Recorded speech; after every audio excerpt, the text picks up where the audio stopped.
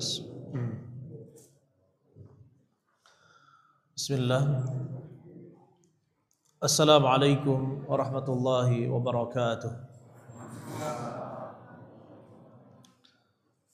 Innal hamdalillah nahmaduhu wa nasta'inuhu wa nastaghfiruh wa na'udzu billahi min shururi anfusina wa min sayyiati a'malina. May yahdihillahu fala mudilla lahu wa may yudlil fala hadiya lahu. Asyhadu an la ilaha illallah wa asyhadu anna Muhammadan abduhu wa rasuluh. Allahumma salli ala nabiyyina Muhammad wa ala ali Muhammad kama sallaita ala Ibrahim wa ala ali Ibrahim innaka Hamidum Majid.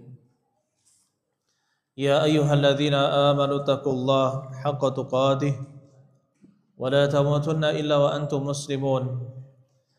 Ya ayyuhalladzina amanu taqullaha wa qulu qawlan sadida yuslih lakum a'malakum wa yaghfir lakum dhunubakum wa may yuti'illaha wa rasulahu faqad faza fawzan 'azima wa ba'd. Ayyuhal ikhwan rahimani wa rahimakumullah, saudara-saudari sekalian, Bapak Ibu sekalian, yang mudah-mudahan kita semua dirahmati oleh Allah Subhanahu wa taala. Alhamdulillah, Allah Subhanahu wa taala mengumpulkan kita di salah satu rumah Allah Subhanahu wa taala, sama-sama datang untuk beribadah, datang untuk sholat berjamaah, kemudian datang untuk duduk di majelis ilmu, sama-sama belajar. Yang namanya belajar adalah proses menuju perubahan, dan mudah-mudahan proses ini adalah menuju ketakwaan kepada Allah Subhanahu wa taala. Alangkah bahagianya jika kita dikabarkan oleh Allah Subhanahu wa taala bahwa kita ini adalah orang-orang yang bertakwa. Kita ingat pada kisah Qabil dan Habil. Apa kata Habil? Innama yataqabbalullahu minal muttaqin. Sesungguhnya Allah hanya menerima dari orang-orang yang bertakwa. Kalau kita ketahui Allah Subhanahu wa taala menerima satu amalan kita, maka itu adalah tanda-tanda kebahagiaan. Akan tetapi masalahnya kita tidak tahu apakah Allah menerima amalan kita kecuali dengan wahyu. Dan sekarang wahyu tidak diturunkan. Ya. Dan kita baru bisa mengetahui amalan kita diterima kapan? Ketika masuk ke dalam kubur, siapa yang akan menemani kita? Apakah kuburan kita dilapangkan, diharumkan, diterangi, kemudian ditemani dengan sosok-sosok yang berwajah ganteng, baik, harum, putih, ataukah yang gelap? Maka kita baru mengetahui setelah apa? Setelah kita meninggal. Oleh karena itu kita jangan tertipu dengan amalan yang telah kita lakukan. Karena yang pertama, kita tidak tahu itu adalah istidraj ataukah karunia dari Allah Subhanahu wa taala. Kita bisa sholat, kita bisa sholat malam, bisa baca Quran, bisa berzikir. Ada yang bisa meyakinkan bahwa ini adalah taufik dari Allah, ataukah ini adalah istidraj? Maksud istidraj apa? Diiyakan untuk dihancurkan. Ya, kita tidak tahu betapa banyak kisah orang-orang yang menjadi muazzin, bahkan menjadi imam, mati dalam keadaan su'ul khatimah. Ya, bisa jadi apa yang kita lakukan adalah istidraj. Kita tidak tahu. Yang kedua, kita tidak mengetahui akhir hayat kita. Apakah kita akan, walaupun sekarang kita beramal soleh misalkan, kita tidak tahu apakah nanti mati dalam keadaan husnul khatimah atau su'ul khatimah. Kita tidak tahu. Jadi kita tidak boleh berbangga dengan apa yang telah kita lakukan dari amalan-amalan, meskipun banyak. Bukankah kita lihat sebuah hadis Nabi sallallahu alaihi wasallam, wala yazalu rajul yataqarrabu ilayya dan senantiasa seorang beramal hatta ma yakunu bainahu wa bainal jannah illa dhira'. Senantiasa seorang itu beramal bi amali ahli jannah, dengan amalan ahli jannah, sampai tidaklah jarak antara dia dengan surga hanya satu dhira', satu hasta. Kemudian datang kematiannya, fayamalu bi amali ahli nar fayadkhuluha.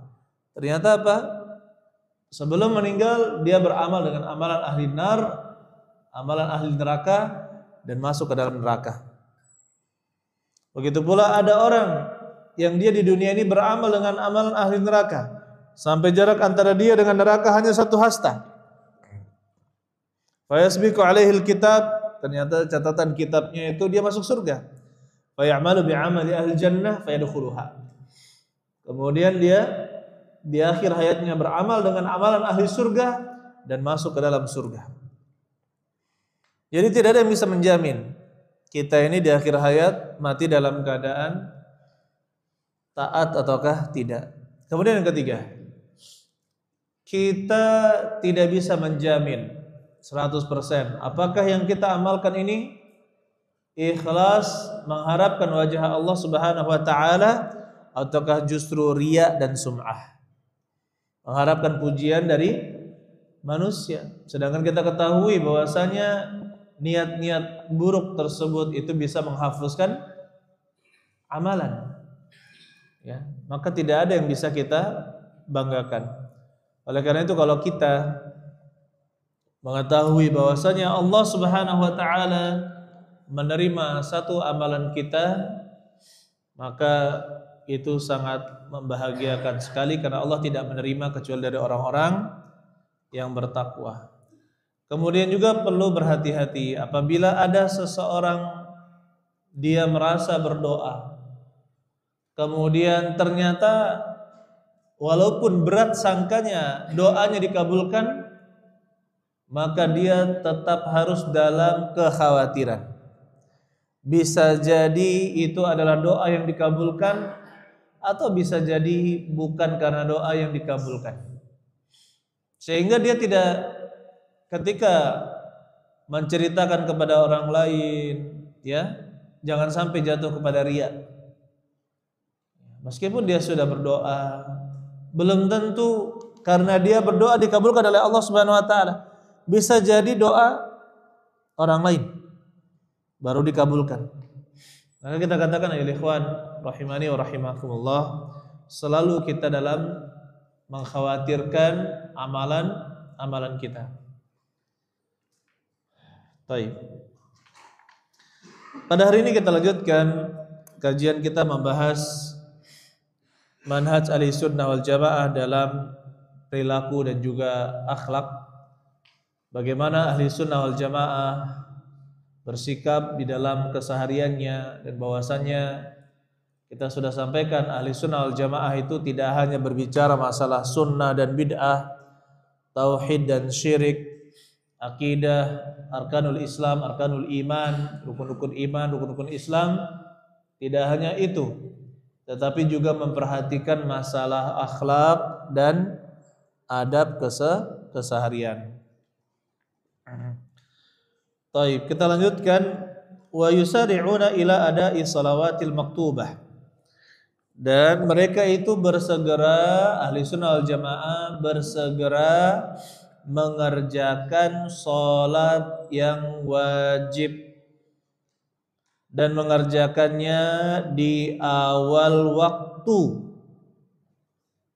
ma'al jamaah, bersama jamaah, fil masjid, di dalam masjid. Wa awwaluhu afdal min akhirih illa salatul isya. Ya, awal waktunya itu lebih utama daripada akhirnya kecuali salat Isya. Karena salat Isya itu dia panjang dan semuanya afdal sampai sepertiga malam yang pertama, maka tidak mengapa, itu adalah seluruhnya masih afdal untuk salat Isya. Tetapi untuk salat-salat yang lainnya maka awal waktunya itulah yang utama, dikerjakan bersama jamaah. Ini untuk laki-laki. Adapun wanita yang lebih utama baginya adalah salat di rumah. Salatuha fi baitiha, salatnya di rumahnya itu lebih utama daripada salatnya di masjid. Dan salatnya di dalam kamar itu lebih utama daripada salatnya di ruang tamu. Salatnya di ruang yang lebih tertutup itu lebih utama daripada salat di kamarnya. Maka kita katakan ya ikhwan, wanita lebih utama salatnya di mana? Di rumah, ya, di rumah. Memang tidak dilarang kalau mau ke masjid, tapi penuhi adab-adabnya. Jangan sampai datang ke masjid pakai parfum, pakai baju yang bersinar-sinar, mengkilat-kilat, ya kan? Sehingga memancing mata lelaki untuk melihatnya. Kapan lewat ada laki-laki lewat semerbak parfumnya, nggak boleh. Wanita yang keluar rumah pakai parfum, ya, tercium oleh laki-laki, disebutkan oleh Nabi sallallahu alaihi wasallam ahirah, dia itu wanita pezina. Maka berhati-hati. Ya, berhati-hati. Kemudian ahli sunnah wal jamaah ayyuhal ikhwan memerintahkan untuk memperhatikan kekhusyuan dan ketenangan di dalam salat. Sebagaimana firman Allah Subhanahu wa taala, qad aflahal mu'minun. Sungguh telah beruntung orang-orang yang beriman, alladzina hum fi salatihim khashi'un, yang mereka itu di dalam salat mereka khusyuk. Mereka khusyuk. Dan khusyuk itu, ya, artinya berputar pada tenang, tunduk, dan takut. Ya, arti dari khusyuk itu yang pertama adalah khudu'. Khudu' itu tunduk. Kemudian yang kedua tumaninah, tenang. Dan yang ketiga adalah al-khauf, yaitu takut. Jadi kalau kita mau khusyuk, penuhilah ketiga hal tersebut. Bagaimana badan kita tenang, tunduk di hadapan Allah Subhanahu wa taala dengan penuh ketakutan. Itulah orang-orang yang khusyuk. Kemudian ayyuhal ikhwan, Rasulullah sallallahu alaihi wasallam menyebutkan, wala yazalu ahadukum fi salatin madamatis salatu tahbisuhu. Seorang itu senantiasa dicatat pahala salatnya selama dia dihalangi oleh salatnya. Maksudnya apa? La yamna'uhu an yanqaliba ila ahlihi illa shalah. Tidak ada yang menghalanginya untuk kembali ke rumahnya kecuali salat. Jadi kalau seseorang sengaja datang bahkan sebelum azan berkumandang untuk sholat zuhur atau sholat asar, maka dia menantikan saja, tidak ngapa-ngapain tapi menantikan sholat, itu sudah dicatat pahala sholat selama itu. Maka kita perlu berhati-hati juga. Jangan sampai sholat jamaah itu hanya sebagai rutinitas. Kapan sudah qomat baru bergegas. Pas qomat baru berwudu, baru buang air, baru berwudu. Ya. Pas sudah mau salam imam baru datang. Maka kita perlu memperbaiki dan memperhatikan diri kita. Jangan sampai hanya menjadi rutinitas sehingga hilang yang namanya kekhusyuan. Ya, kekhusyuan. Jadi kalau kita menantikan sholat, itu tercatat pahalanya, pahala sholat. Apalagi kalau kita tambahkan dengan sholat tahiyatul masjid, setelah azan sholat qabliyah, atau misalkan sebelumnya kita bisa sholat syukril wudu atau sholat al-wudu, sunnah wudu. Dan kalau bukan di waktu-waktu yang terlarang, maka kita perbanyak sholat sunnah mutlaqah, 2 rakaat, 2 rakaat, 2 rakaat. Selama bukan di waktu terlarang, maka sunnah hukumnya. Mengerjakan ya sholat-sholat sunnah mutlaqah. Kemudian kita ingatkan juga ya ikhwan mengenai sholat malam. Ahli sunnah wal jamaah dari zaman dahulu diriwayatkan dari para ulama, ya ulama terdahulu, bahwasanya mereka adalah orang-orang yang rajin mengerjakan sholat malam. Kata Rasulullah SAW, afdalu salati ba'dal faridah salatul lail. Seafdal salat setelah salat faridah, salat fardu adalah salat malam. Yang paling utamanya kapan? Yang paling utama mengerjakan salat malam adalah di awal sepertiga malam terakhir. Malam kan ada dibagi 3. Ya, pembagian malam itu dari awal waktu maghrib sampai sebelum masuk waktu subuh. Itu namanya malam. Dibagi 3. Sepertiga yang ketiga, sepertiga yang terakhir. Mengerjakan di awalnya itu adalah waktu yang paling utama. Sehingga sholat malam di waktu itu, ya, kemudian bisa beristirahat sebentar, kemudian sholat subuh, kemudian bangun di sholat subuh.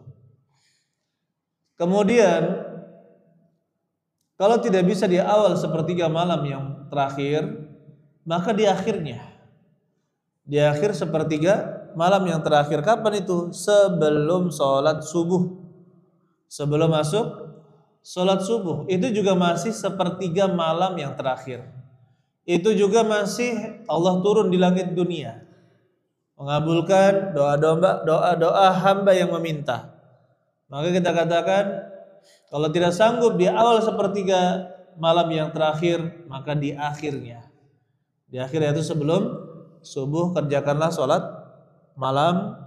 Dan ya ahabbul a'mal ilallahi adwamuha wa in qalla. Amalan yang paling dicintai oleh Allah adalah yang terus-menerus dilakukan meskipun dia itu sedikit, Jadi kita biasakan mana yang mudah bagi kita, maka kita lakukan. Contohnya seorang belum bisa sholat kecuali hanya 3 rakaat, yaitu sholat witir, atau 2 rakaat plus 1 witir. Kerjakan, biasakan itu. Dan itu rutin. Kalau dia biasa misalkan 5 rakaat, 2 rakaat sholat malam, 3 rakaat witir, lakukan. Yang penting dia bisa apa? Merutinkan jumlah tersebut. Jangan sampai misalkan ya malam ini ngegas 11 rakaat. Besok waduh kok berat ya, 11 rakaat masih bisa. Besoknya aduh sulit ya katanya. 11 rakaat berat banget rasanya. Kenapa? Karena langsung ngegas. Ya, dan itu tidak lain ayo ikhwan adalah karena bujukan setan. Setan kan tahu. Kalau awalnya ngegas terus, ujung-ujungnya futur.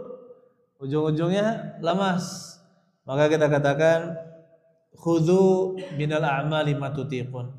Ambillah dari amalan-amalan yang kalian sanggupi. Mana yang bisa kita kerjakan, kita nanti bisa rutinkan, maka kita ambil amalan tersebut. Kalau ternyata misalkan kita tidak bisa bangun sebelum subuh, bangunnya terus yaitu ketika azan subuh, maka sholatlah ya sebelum tidur. Sholat malam sebelum tidur. Misalkan biasa tidur jam 10, berarti ya jam 9 atau setengah 10 sudah sholat malam. Ya. Kalau khawatir tidak bisa mengerjakan witir sebelum subuh, ya sudah sekalian ditutup sebelum tidur sholat witir. Kalau masih khawatir tidak bisa mengerjakan sholat malam, kerjakan kapan sholat malam? Setelah isya langsung. Jadi ada yang menarik ya ikhwan, kalau kita melihat jamaah-jamaah dari Pakistan, Bangladesh, India, sebagian besar mereka itu bermazhab Abu Hanifah, bermazhab Hanafi. Dan di dalam mazhab Hanafi, sholat witir itu wajib, bukan fardu. Mereka membedakan istilah fardu dengan wajib. Menurut mereka, sholat witir itu wajib. Ya, kalau meninggalkannya maka disebut orang fasik. Dan banyak kita lihat dari orang-orang Pakistan, ya, Bangladesh, India yang pakai bahasa Urdu lah ya, yang memegang mazhab Abu Hanifah. Setelah sholat isya kita perhatikan dia sholat sunnah 2 rakaat dulu, ba'diyah isya, kemudian berdiri lagi menutup witir dengan sholat apa? Sholat witir 3 rakaat. Ya, 3 rakaat witir mereka kerjakan. Dan itu banyak kita lihat yang melakukan seperti itu. Kita katakan ya ikhwan, memang ya pendapat yang kuat sholat witir itu hukumnya sunnah. Tetapi para ulama menyebutkan kalau dalam mazhab Imam Syafi'i dia itu sunnah muakkadah, sangat ditekankan. Bahkan di dalam mazhab Imam Ahmad. Jadi ada pernah cerita teman di Madinah. Dulu saya kan ini katanya baca di perpustakaan. Orang yang tidak sholat witir la tuqbal syahadatuhu. Tidak diterima syahadatnya. Akhirnya ya saya sampaikan ke teman-teman semua, kalau kamu mau diterima syahadatmu sholat witir. Akhirnya teman-temannya apa? Wah, pada sholat witir, ramai yang sholat witir. Ternyata salah paham. La tuqbal syahadatuhu itu fil mahkamah, di pengadilan. Tidak diterima persaksiannya di pengadilan. Kenapa? Karena menurut mazhab Imam Ahmad itu hilang adalahnya. Kan di saksi itu apa? Harus adil, ya kan?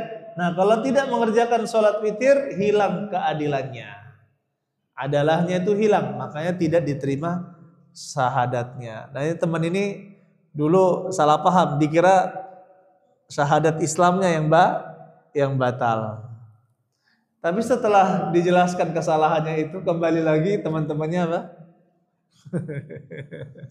Enggak sholat malam lagi.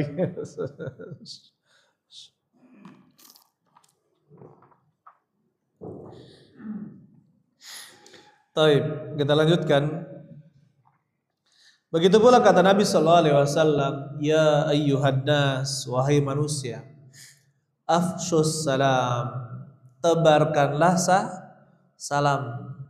Ya, biasakanlah menebar salam. Wa at'imut ta'am, berikanlah makanan ya, berikanlah makanan. Wasilu al-arham, sambunglah tali silaturahmi.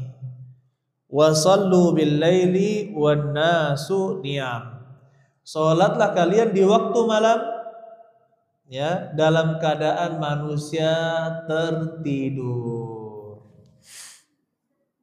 Dalam keadaan manusia apa? Tertidur. Kapan manusia tertidur? Ya, yang empuk-empuknya di waktu sahur itu ya, sepertiga malam yang terakhir itu, subhanallah, suhunya itu memang enak di dalam rumah ya, pakai selimut gitu kan. Ada azan pertama nggak di sini? Nggak ada. Oh ya, masih takut ya. Saya pernah dulu Bukit Tinggi kalau salah. Bermalam kami 2 malam di situ. Saya kaget ada 2 masjid. Ya di kota kan Bukit Tinggi kan. Azan pertama. Masya Allah, ini apa pondok atau masjid ini kan saya bilang. Tapi kalau di DKH di pondok kita dari dulu, dari awal sudah azan yang pertama. Nah, ibaratnya gini. Azan pertama berkumandang, Allahu Akbar, Allahu Akbar, ya kan?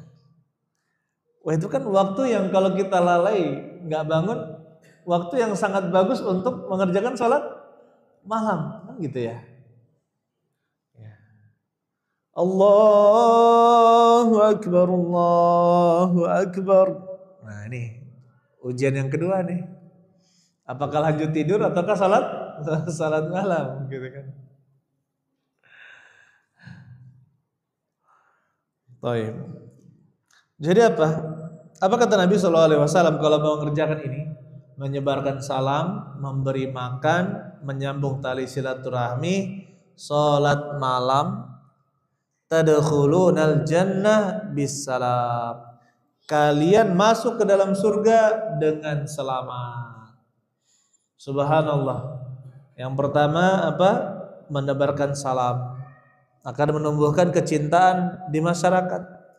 Wa at'imut ta'am, memberi makan. Memberi makan ini bukan hanya kepada orang miskin. Bukan hanya kepada orang yang susah. Memberi makan siapapun kita berikan makan, keutamaannya itu dapat meskipun dia kaya. Meskipun dia kaya. Ya. Kemudian yang ketiga, menyambung tali silaturahmi. Dan biasanya kalau keluarga itu dekat, sering ada masalah. Kalau yang jauh nggak ada masalah, tapi jarang ketemu, gitu kan? Nah ya kalau misalkan ada berapa keluarga, misalkan 3 orang saudara kumpul di satu tempat, atau misalkan kerabatnya kumpul, biasanya akan ada masalah. Iya, jangan lupa bahwa setan tidak akan senang kalau damai-damai saja. Dicari yang lengah, siapa yang lengah? Nah, kalau seandainya ada permasalahan, sambung hubungan silaturahmi, saling memberi hadiah, saling mengunjungi, ya kan? Maka ini akan menguatkan persaudaraan. Begitu pula sholat malam di waktu manusia tertidur. Kemudian ikhwan, ahli sunnah wal jamaah menasihati untuk bersungguh-sungguh dalam ketaatan kepada Allah Subhanahu wa taala. Menghidupkan sholat malam, menghidupkan malam dengan membaca Al-Qur'an. Karena itu termasuk petunjuk dari Nabi sallallahu alaihi wasallam, dan Nabi sallallahu alaihi wasallam diperintahkan untuk sholat malam. Qumil laila illa qalila. Nisfahu awin kusminhu qalila. Jadi dulu sebelum ada perintah sholat di waktu, sholat itu diperintahkan sebagian besar malam. Ya ayyuhal muzammil, wahai orang-orang yang berselimut, qumil laila illa qalila, sholatlah kamu di waktu malam kecuali sedikit. Berarti apa? Sebagian besar malam sholatilah. Nisfahu awin kusminhu qalila. Setengahnya atau kurangi sedikit. Coba. Ya, kemudian di akhir surat Muzammil itu terdapat nasakh atau penghapusan perintah tersebut. Kenapa? Karena sudah diperintahkan untuk sholat 5 waktu. Jadi awalnya diperintahkan setengah malam atau dikurangi. Dan bahkan Nabi sallallahu alaihi wasallam disebutkan oleh Aisyah, kana yaqumu minal laili hatta tatafattara qadamah. Dulu Nabi sallallahu alaihi wasallam salat malam sampai kaki beliau bengkak-bengkak karena salat malam. Kaki beliau bengkak. Faqalat Aisyah, maka berkatalah Aisyah, lima tasna'u hadza ya Rasulullah? Mengapa engkau lakukan ini ya Rasulullah? Wa qad ghafarallahu laka ma taqaddama min dzambika wa ma ta'akhkhar. Padahal Allah telah mengampuni dosamu yang telah lalu dan yang akan datang. Apa kata Nabi sallallahu alaihi wasallam? Afala uhibbu an akuna 'abdan syakura? Ya, tidakkah saya senang bahwasanya saya menjadi hamba yang suka bersyukur. Jadi salah satu cara untuk bersyukur kepada Allah adalah mengerjakan ketaatan. Dan ayyuhal ikhwan rahimani wa rahimakumullah, apa yang mendekatkan diri kepada surga maka kita kerjakan. Apalagi orang-orang yang telah melewati fase kehidupan sampai menikmati 40 tahun kehidupannya, ya, artinya 40 tahun ke atas. Untuk apa lagi selain mengejar akhirat Allah Subhanahu wa taala? Ya, untuk apa lagi? Dunia sudah dirasakan, jalan-jalan sudah banyak gitu kan. Kemudian berbagai macam permainan mungkin sudah pernah dia cicipi. Sekarang ketika 40 tahun itu adalah peringatan bahwasanya harus segera kembali kepada Allah Subhanahu wa taala. Bagaimana yang belum 40 tahun? Ya bukan berarti enggak bertobat. Ya, nikmatilah kehidupan, tapi dengan apa? Dengan banyak pertimbangan. Ya kan? Kalau bermanfaat kerjakan, kalau tidak bermanfaat tinggalkan. Seperti itu. Jangan sampai wah yuk kita ke kawah gunung berapi. Ke kawah gunung berapi apa? Latihan jihad atau apa di situ? Apa kalau di sana ngapain kita? Ibadahnya ngapain? Oh ini ada sholat.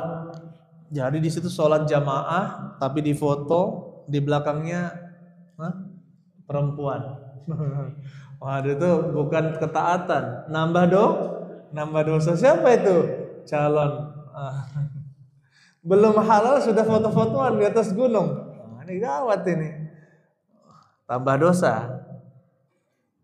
Coba naik ke kawah gunung Merapi, apa faedahnya? Ada nggak? Kalau tidak ada, tinggalkan. Tapi kalau misalkan hal tersebut bermanfaat, ya lakukan. Hal-hal yang bermanfaat seperti latihan tembak, gitu kan?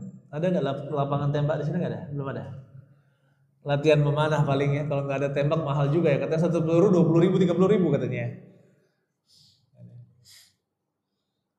Ya, cari yang lain berarti yang lebih murah gitu kan. Lari atau apa. Kalau bermanfaat kerjakan, tapi kalau tidak bermanfaat maka tinggalkan. Maka ketika saya diminta untuk memberikan nasihat kepada para pemuda ya, tidak ada nasihat yang paling baik untuk mereka kecuali ihris ala ma yanfa'uka, ya, wasta'in billahi wala ta'jiz. Ihris, bersemangatlah mengerjakan apa yang bermanfaat untukmu. Wasta'in billah, dan selalu minta tolong kepada Allah. Wala ta'jiz, dan jangan lemah, jangan letoy. Kalau tahu itu bermanfaat nanti dibilang diejek sedikit, saya tadi diejek, nggak usahlah saya begini. Jangan. Kalau itu suatu kebaikan, kita sudah pertimbangkan itu sudah adalah suatu kebaikan, jangan berhenti. Misalkan ada orang, anak-anak muda, para pemuda bagi-bagi makanan. Wah, yuk kita semangat nih. bagi-bagi makanan gratis ke orang-orang miskin. Terus dikata-katain, alah paling ngambil uang operasional, gitu kan? Padahal dia nggak ngambil, ya, tapi tersinggung.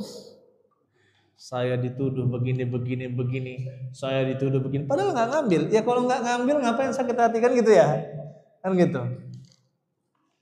Akhirnya apa? Gara-gara ada celaan, gunjingan, berhenti. Jangan.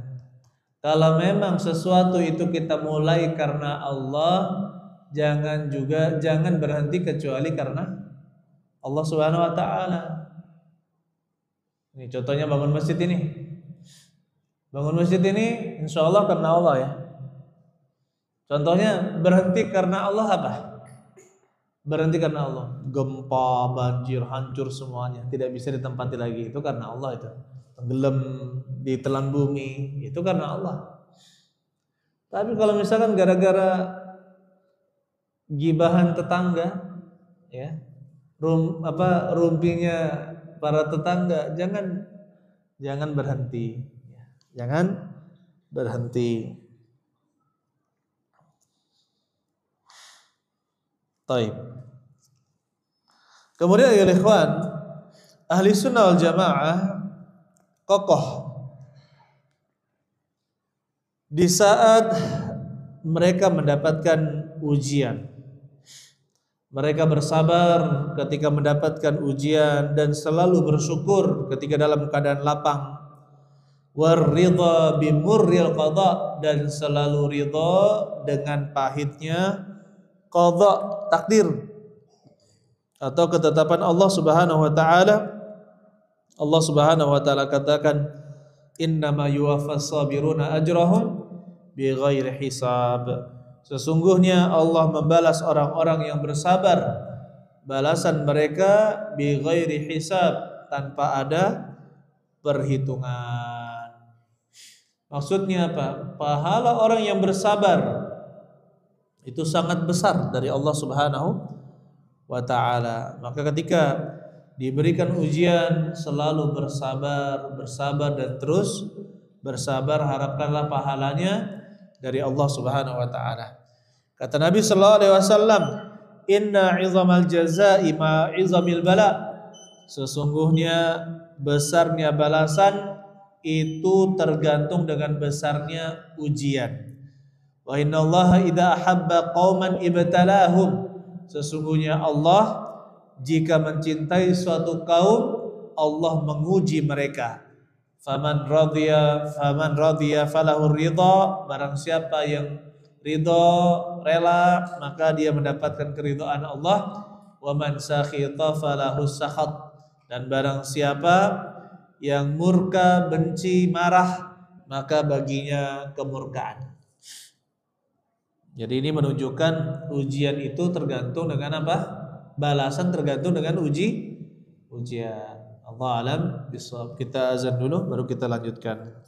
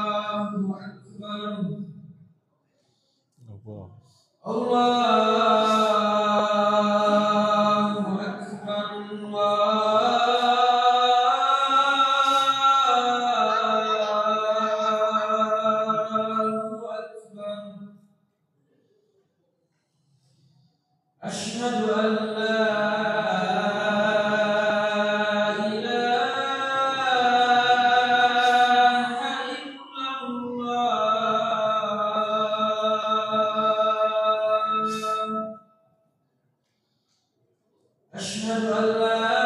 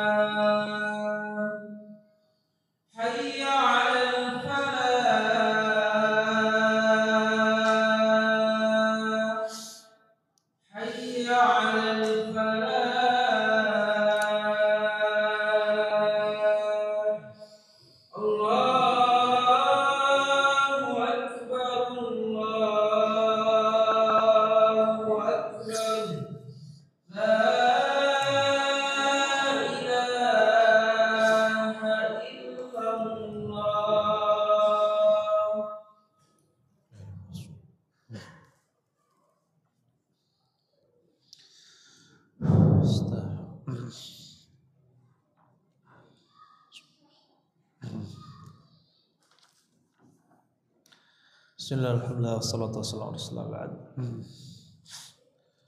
Taib.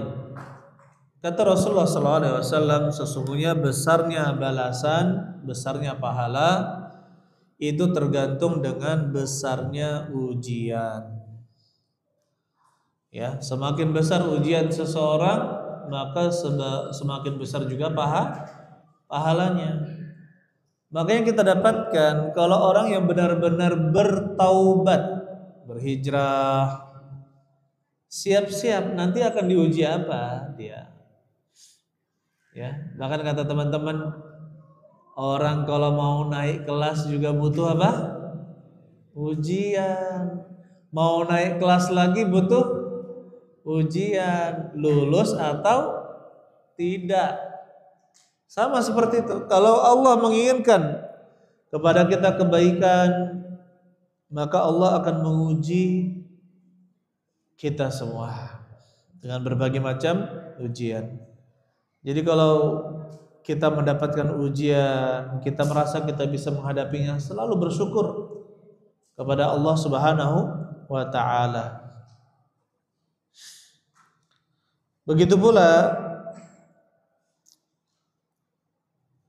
kita harus ridho apapun ketetapan Allah Subhanahu wa ta'ala, kita harus apa? Kita harus ridho. Yang ridho maka akan mendapatkan keridhaan Allah. Yang murka, yang tidak senang, maka dia akan mendapatkan kemurkaan Allah Subhanahu wa ta'ala. Na'udzubillahi min dzalika.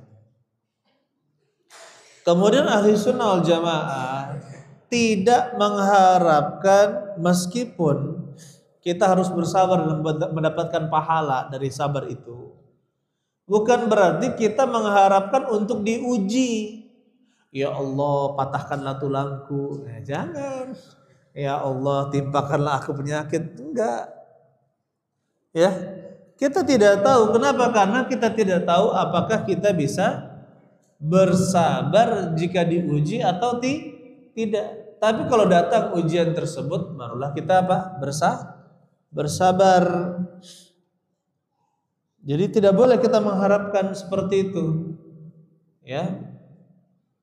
Makanya kita disuruh, Allahumma inni as'aluka al-afwa wal afiyah. Ya Allah, saya minta kepadamu al-afwa, kesehatan, wal afiyah, dan bersih dari kecacatan. Terus kita minta kepada Allah Subhanahu wa ta'ala. Kemudian kata Nabi sallallahu alaihi wasallam, la tatamannau liqa'al adu. janganlah kalian berharap bertemu dengan musuh. Was'alullahal afiyah, dan mintalah kepada Allah afiat. Fa idza laqitumuhum fasbiru, dan jika kalian bertemu dengan mereka musuh di dalam peperangan, bersabarlah kalian. Wa'lamu, dan ketahuilah annal jannah tahta zilal as-suyuf, bahwasanya surga itu di bawah naungan pedang-pedang. Jadi di sini berkaitan dengan peperangan. Ya, dengan peperangan saja kita disuruh untuk tidak mengharapkan bertemu dengan musuh. Kenapa? Itu untuk menghindari al-ujub. Menghindari al-ujub. Ujub itu kagum terhadap diri sendiri, menggantungkan kepada diri sendiri. Itu ujub. Kalau kita mengharapkan pertemuan dengan musuh, takutnya apa? Jatuh kepada apa? Ujub. Begitu pula yang kedua, Nabi SAW mengingatkan agar jangan lupa tawakal hanya kepada Allah Subhanahu wa taala. Tidak boleh melupakan tawakal. Kalaupun kita berperang, misalkan ada yang ditakdirkan tinggal di perbatasan Papua, ya kan? Ketemu dengan apa? Yang itulah ya. Bahkan kalau dengar cerita-ceritanya, banyak perawat dikirim baru berapa hari sering mendengar kabur. Guru dikirim dengar tembakan, kabur katanya. Yang bisa bertahan di sana hanya tentara dan polisi saja dipersenjatai, itu pun karena dipersenjatai. Dan Allah alam itu juga kita tidak tahu niat-niat beliau-beliau. Kalau memang niatnya ikhlas karena Allah, mengharapkan syahid, itu pahalanya besar banget tuh polisi itu ya, sama tentara yang di sana. Taib. Allah alam bisawab. Ini materi kita pada hari ini. Mudah-mudahan Allah Subhanahu wa taala menjadikan kita istiqomah di jalan Allah Subhanahu wa taala. Silakan kita buka pertanyaan, Pak. Ya, silakan. Waalaikumsalam warahmatullahi wabarakatuh. Sama dengan cobaan apa? Saya melihat di TV yang saudara kita di Singapura itu dia cobaan bagi dia. Jadi dia bagaimana namanya? Sama mungkin sama-sama. Ya. Betul.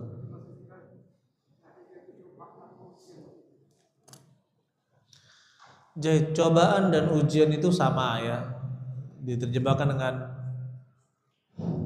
al-imtihan itu ujian, al-bala itu ya cobaan. Kita katakan ya ikhwan, apa yang terjadi di kemudian yang kedua,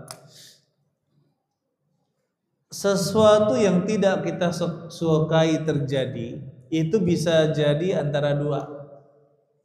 Bisa jadi itu adalah ujian untuk meningkatkan keimanan kita, atau yang kedua azab yang Allah turunkan untuk menggugurkan dosa-dosa kita. Kalau kita mendapatkan cobaan atau musibah, itu bisa jadi dua hal. Bisa jadi itu adalah ujian, dan bisa jadi itu adalah azab. Dan bisa jadi satu kejadian untuk yang ini adalah ujian baginya, dan untuk yang itu adalah bala atau azab untuknya. Seperti itu bisa dalam satu kejadian. Maka kita katakan ya ikhwan, kita memohon kepada Allah Subhanahu wa taala agar memberikan kita kesabaran. Kemudian bagaimana dengan saudara-saudara kita yang di Palestina ya. Ini tentunya kita sangat mengharapkan kemerdekaan Palestina. Saudara-saudara kita, Allah Subhanahu wa taala ya menyelesaikan peperangan, atau bukan peperangan, penindasan. Ya, penindasan kepada Gaza dan juga di Palestina atau di tepi barat dan juga di Gaza. Tapi kita sekarang ini tidak banyak bisa berbuat apa-apa. Bahkan penggalangan donasi sekarang ini bisa dibilang sangat sulit untuk disalurkan ke sana. Pintu Mesir itu tidak mudah dibuka. Jadi bagaimana mungkin truk-truk bantuan bisa masuk ke sana? Kalau di Mesir tidak dibuka. Melalui laut tidak bisa dijangka tentara Zionis.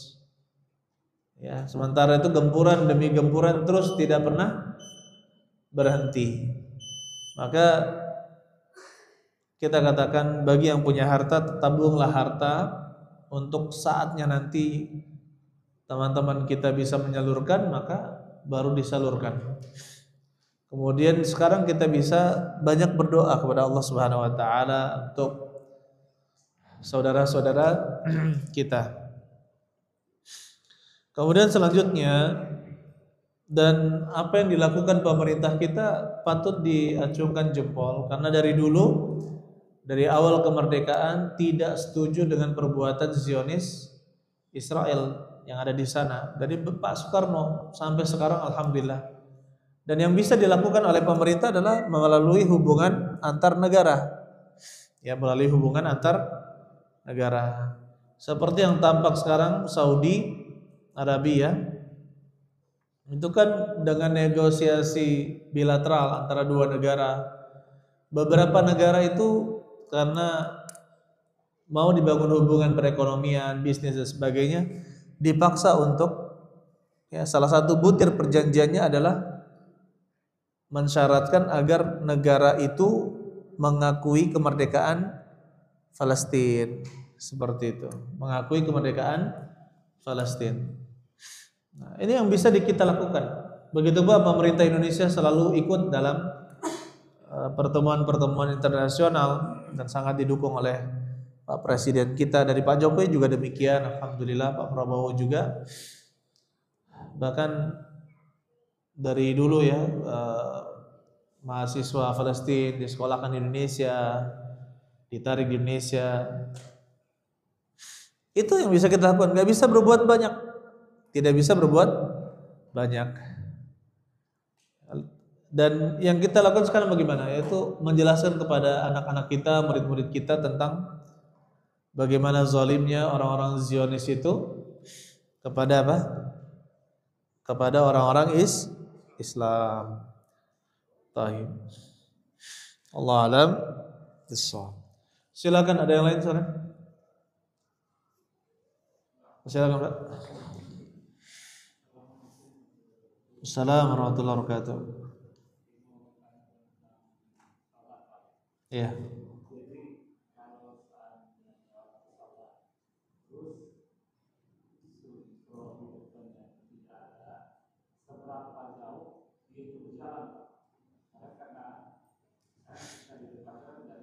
Enggak ada sutra.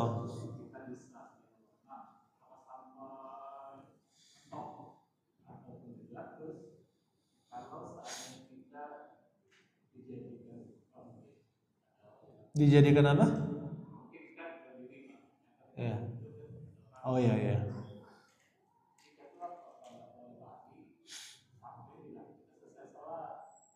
Oh gitu. Waalaikumsalam. Allah alam bisawab ya ikhwan. Ya, mengenai memasang sutra, para ulama memang berbeda pendapat apakah hukumnya adalah wajib ataukah sunnah. Tapi secara ringkasnya hukumnya adalah sunnah. Hukumnya adalah sunnah. Karena Nabi SAW pernah sholat menghadap masjid, menghadap Ka'bah tanpa bersutrah. Walaupun kita katakan sunnahnya sangat ditekankan untuk sholat menghadap sutrah, baik dia berupa dinding, tiang, ataupun misalkan tongkat. Sebagaimana dulu Nabi SAW ketika di tanah lapang menjadikan tongkat atau tombak untuk sutrah beliau. Ya, kalau misalnya tidak dinding maka tombak. Ini menunjukkan bahwa sutrah itu betul-betul dibutuhkan untuk imam, ya, dibutuhkan untuk imam. Adapun makmum, sutrahnya makmum adalah sutrahnya imam. Jadi kalau imam sudah pakai sutrah, maka makmum tidak perlu bersutrah karena dia mengikuti imam. Kemudian bagaimana dengan orang yang jauh dari sutra? Ya, berapa langkah dia bisa berjalan? Ini termasuk hal yang diperselisihkan juga oleh para ulama. Ya, tapi secara umum apabila dia berjalan itu masih dilihat sebagai orang yang sholat, dia berjalan. Tapi orang melihatnya masih sebagai orang yang sedang sholat, maka dia sedang sholat, tidak batal sholatnya, meskipun gerakannya lebih dari 3 kali, ya. Makanya kalaupun mau melangkah ke depan, ya sedikit-sedikit saja, tidak perlu jangan sampai 3 langkah maju ke depan, kan terlalu jauh. Ya, artinya kalau misalkan terlalu jauh, tetap saja di tempat, tidak perlu melangkah jauh ke depan. Karena kalau melangkah jauh ke depan seolah-olah berjalan, bukan sholat, bukan sedang sholat, tapi sedang berjalan. Nah, kalau di dalam mazhab Imam Syafi'i itu lebih ketat. 3 gerakan itu membatalkan sholat. Dan di mazhab Imam Syafi'i juga terdapat perbedaan pendapat. Yang namanya 3 gerakan itu apa? Apakah mengangkat, nurun itu 1, kemudian angkat lagi, turun lagi 2, angkat lagi, turun 3. Nah, ini pendapat yang pertama dalam mazhab. Jadi kalau sudah 3 seperti itu batal. Nah, ada juga pendapat yang mengatakan mengangkat kaki itu 1, menurunkan 1. Jadi kalau mengangkat lagi 1, itu sudah yang ketiga, batal. Berarti kesimpulannya cukup melangkah 1 langkah saja di dalam mazhab Imam Syafi'i. Karena mengangkat 1, menurunkan 2, mengangkat lagi sudah 3. Seperti itu. Nah, kita katakan meskipun ini hal yang, ya katakanlah tadi kita katakan boleh dia bergerak selama tidak menunjukkan dia tidak sedang sholat, ya, maka itu masih sah. Begitu pula gerakan-gerakan lain. Kalau misalkan dia bergerak tapi dia misalkan bergerak ya walaupun lebih dari 3 kali dan orang melihatnya dia masih sholat, ya, maka tidak batal sholatnya meskipun lebih dari 3 kali. Mengapa di dalam mazhab Syafi'i disebutkan 3 kali? Karena para ulama membutuhkan batasan antara kata sedikit dengan kata banyak. Dan di dalam mazhab Syafi'i angka 3 itu banyak. Angka 3 adalah gerakan yang banyak. Jadi kalau dilakukan 3 kali berarti gerakannya banyak dan dia batal. Seperti itu asal usul angka 3 mengapa di dalam mazhab Syafi'i dikatakan batal. Tetap saja ya ikhwan, ya kita terus berhati-hati ya dalam perselisihan pendapat di kalangan ulama dan jangan banyak bergerak. Kalau memang tidak dibutuhkan jangan banyak bergerak. Allah alam bisawab. Naktafi bihadzal qadar. Kita cukupkan pertemuan kita ini. Barakallahu fikum jami'an. Subhanakallahumma hamdik asyhadu an la ilaha illa anta astaghfiruka wa atubu ilaik. Assalamualaikum warahmatullahi wabarakatuh.